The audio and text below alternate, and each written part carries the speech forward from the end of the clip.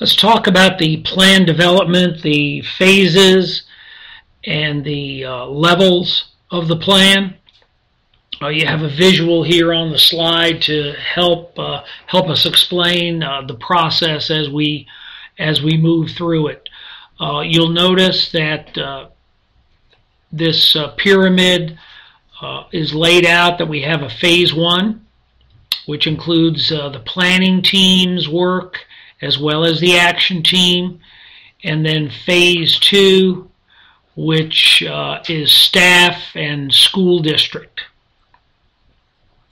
Let's start with level one and answering the question, who are we? The group responsible, the planning team, which is going to be 20 to 25 people. It could be a little more than that.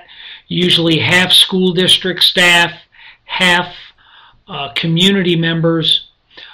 They will meet for 2 days, and their job will be to work at level one and answering who are we and where do we want to go. What are the outcomes at those two levels? Well, the planning team will either review current beliefs, mission, and vision. Some districts, because they've recently vetted the beliefs, mission, and vision, want to keep the same one, but we make sure that the planning team is very familiar with them, understands them, or we may actually change those. We'll talk a little bit more about what the planning team does a little bit later. In the end, when the planning team is done with their 2 days of work, they will lay out the strategic goals or goal areas with some priorities based on the work that they have done for those 2 days. By the way, before the planning team is convened, there is a community meeting, there is a community survey, and a little later in the course I'll be addressing some of the details on that. Once the planning team is done in phase one, and they've looked at beliefs, mission, vision, or developed new ones, strategic goal areas, they will then hand off what they have done to the action teams. The action teams are usually 5 to 7, the number can vary. Members of the school district staff, it's usually central office with some school staff. Once in a while you may allow a stakeholder, a community member, to be a part of that. What the action team will do, their outcome will be developing performance objectives with performance measures and targets for each of the strategic goals that the planning team gave them.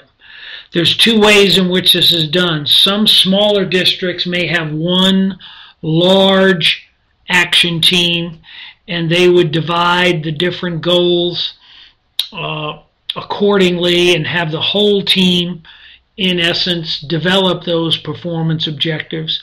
Some districts have an action team, that's this group we mentioned earlier, that is assigned for each individual goal.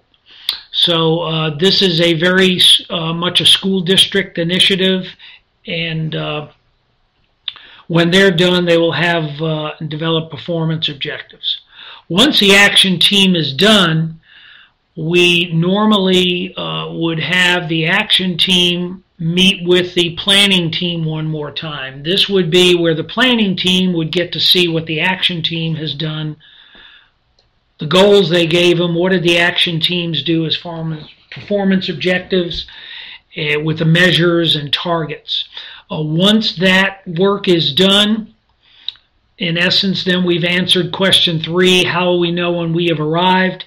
That plan is brought to the board, and the board approves. That plan, anything above the dotted line. What happens afterwards in phase 2 is once the plan has been adopted by the board, the staff, superintendent, and board, they work in terms of trying to answer the question, how do we plan to get there? This is a lot more specific, and down at the school level and school district level, this is where the initiatives and the action steps are developed for the district plan, and it's aligned with the school district plan. In a moment, we'll show you another visual that will be another way in which to explain this process and just to briefly summarize what we've discussed so far.